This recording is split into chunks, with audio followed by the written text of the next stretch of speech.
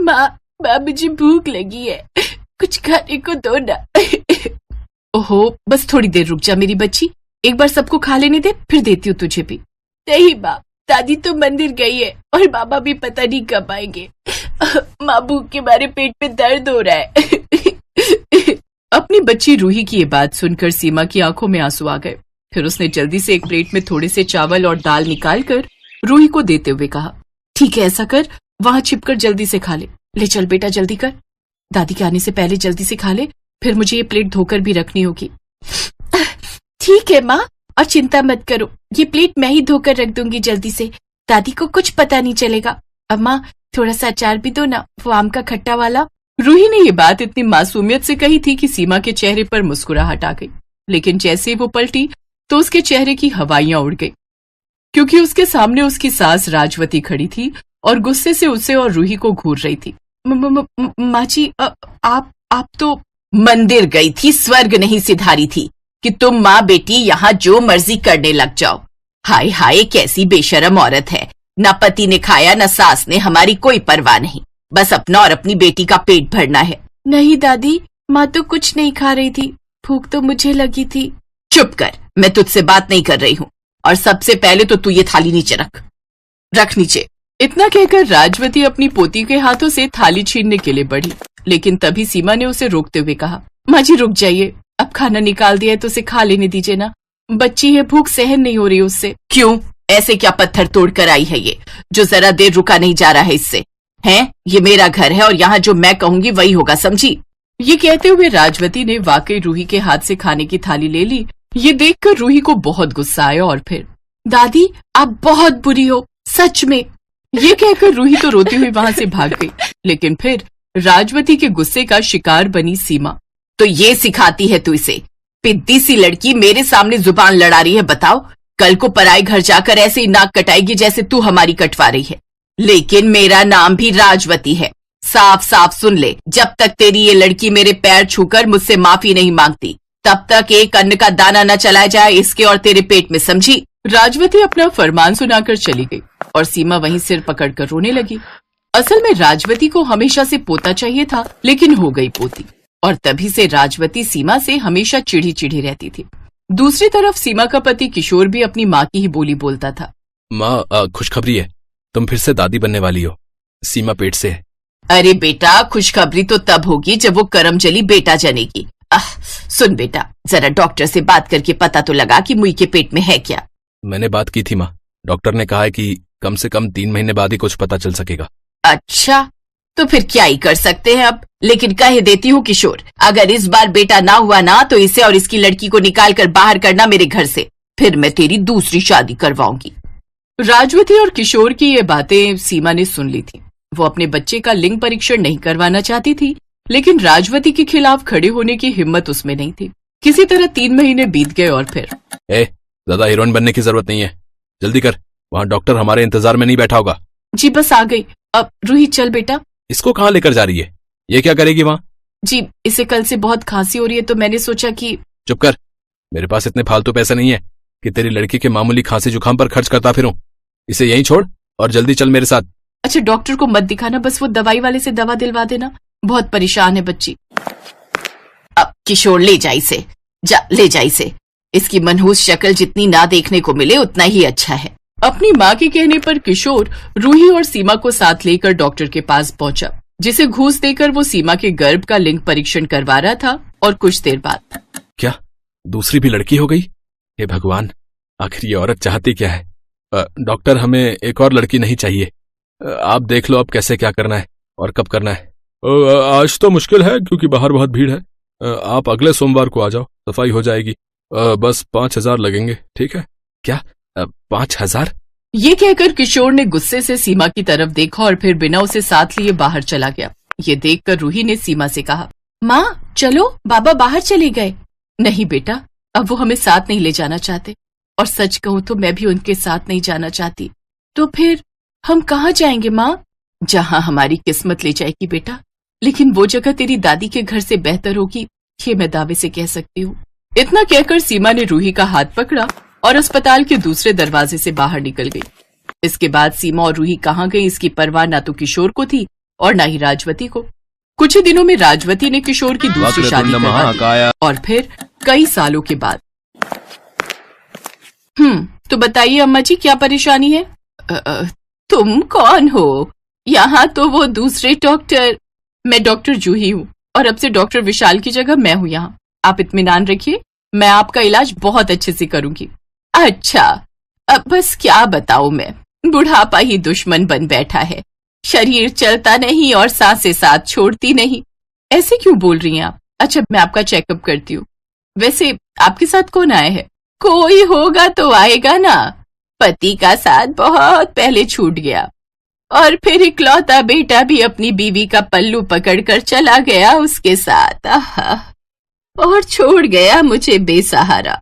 बताओ, और अब भी लोगों को बेटी नहीं बेटा चाहिए हैं? क्या मतलब? कुछ नहीं, आप बताइए कहाँ दर्द है? डॉक्टर जूही ने इसके बाद राजवती का अच्छे से चेकअप किया और फिर अम्मा जी ज्यादा परेशान होने की जरूरत नहीं है, बस खाने पीने का थोड़ा ध्यान रखेंगी और दवाई टाइम से लेंगी तो बुढ़ापा कुछ असर नहीं करेगा आप पर।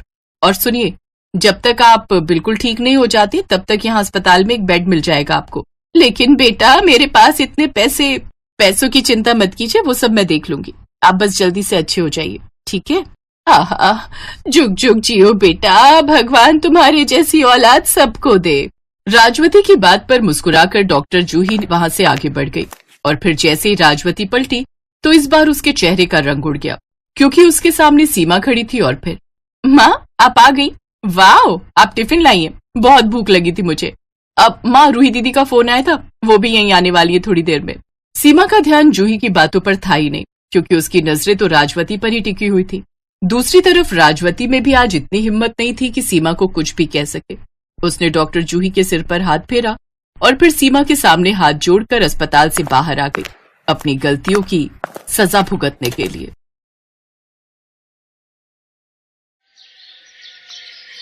अनुराधा के पति का अचानक एक बीमारी से देहांत हो गया। 5 बेटियों की जिम्मेदारी अनुराधा पर आ गई। देख अनुराधा, अब हम तेरा और तेरी बेटियों का बोझ अब और नहीं उठा सकते। इन्हें ले और यहाँ से निकल जा।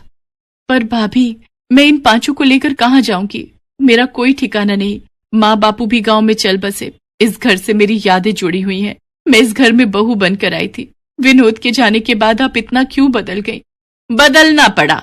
हमारा दिमाग खराब नहीं है जो अपने पैरों पर खुद ही कुल्हाड़ी मार ले। अरे आने वाले समय में तेरी ये 5 बेटियां बड़ी होंगी तो तू तो इनकी शादी की जिम्मेदारी हमारे मत्थे मर देगी। चल निकल यहाँ से। रहम करो भाभी, इतनी रात में मैं अपनी बच्चियों को लेकर कहाँ जाऊंगी?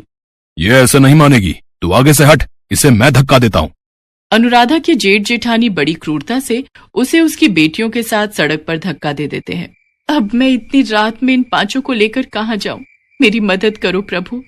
अनुराधा अपनी 5 बेटियों का हाथ थामे रात के अंधेरे में सड़क पर चल रही थी। मम्मी, बहुत डर लग रहा है। अंधेरे में कुछ भी दिखाई नहीं दे रहा। चिंता मत करो, मैं तुम्हारे साथ हूं ना, डरो नहीं। मम्मी, अब हम कहाँ जाएंगे? ताऊ जी ताई जी ने तो घर से निकाल दिया। मम्मी, बहुत प्यास लगी है, पानी पीना है। पूजा, तू इन 4 का ध्यान रख, हाथ पकड़ के रखना। मैं सामने नल से पानी भरकर लाती हूँ। अनुराधा अपनी बेटियों को सड़क के किनारे बिठाकर पानी लेने चली जाती है। तभी एक गुंडा अनुराधा के पास आता है और उसका हाथ पकड़ लेता है। क्या बात है, प्यास लगी है क्या? कहो तो हम बुझा दें। मेरा हाथ छोड़ो, मुझे छोड़ दो। ओए, जब वो कह रही है तो छोड़ क्यों नहीं देता? अबे तू इसका कौन है, जो बीच में टांग अड़ाने आ गया? मैं कोई भी हूँ, तुझे इससे क्या? लगता है तू ऐसे नहीं मानेगा। वो आदमी गुंडे को मार पीट कर वहां से भगा देता है। शुक्रिया भैया, आज आपने मेरी मदद की। इसमें शुक्रिया की कोई बात नहीं, ये तो मेरा फर्ज था बहन। अनुराधा अपनी बेटियों को लेकर जाने लगती है। तभी बहन, इतनी रात में तुम अकेली कहाँ जाओगी? यहीं पास में ही मेरी मौसी का घर है, रात वहां रुक जाना। बच्चियों के साथ अकेले रात में रहना खतरे से खाली नहीं। मम्मी, हम सबको भूख लगी है। चलो आओ, मौसी के घर चलते हैं, वहां सब पेट भर कर खाना। शुक्रिया भैया। वो आदमी अनुराधा और उसकी बेटियों को अपनी मौसी के घर ले जाता है। अरे आओ आओ बेटी, कितनी प्यारी और मासूम बच्चियां हैं। तुम्हारी कहानी सुनकर सचमुच मेरा भी दिल भर आया। कैसे निर्दयी लोगों की दुनिया बनती जा रही है। बेटी, तुम चिंता मत करो, तुम आराम से यहाँ जितने दिन चाहे रह सकती हो। मौसी जरा इधर आना, मैं कह रहा था बच्चियों को भूख। मौसी और वो आदमी बातें करने लगते हैं। कुछ देर बाद, माँ पानी पीना है, तुम यहीं पलंग पर बैठो, मैं लेकर आती हूँ। देखो मुन्नी बाई, बड़ी मुश्किल से ये चिड़िया और इसके चूजे हाथ में आए हैं। तुम्हारे तो दोनों हाथों में चांदी है, तुम अपनी दुकान आराम से चला सकती हो। बात तो तू ठीक कह रहा है, पर इसे शक तो नहीं हुआ ना कि ये कोठे पर लाई गई है और तू इसे और इसकी बेटियों को बेचने के लिए यहाँ लाए है? अरे नहीं मुन्नी बाई, बस अब तुम जल्दी से मेरे पैसे मुझे दो, मैं यहाँ से जाऊं। हाँ, ये आदमी मुझे यहाँ बेचने लाए है। नहीं, मुझे यहाँ से भागना होगा। मैं अपनी बेटियों के साथ कुछ गलत नहीं होने दूंगी। अनुराधा कमरे में जाती है। चलो बच्चों, हम यहाँ नहीं रुकेंगे, वो दरवाजा खुला है, एक एक करके तुम सब वहां से बाहर जाओ, आराम से, वो अंकल देख ना पाए। अनुराधा अपनी बेटियों के साथ चुपके से भागती है, तभी उस व्यक्ति की नजर उन पर पड़ जाती है और वो उन्हें पकड़ने के लिए दौड़ता है। मुन्नी बाई, हमें इन्हें पकड़ना होगा। हे ईश्वर, मेरी मदद करो, मदद करो प्रभु, भागो मेरी बच्चियों, और तेज, हमें इनके हाथ नहीं आना।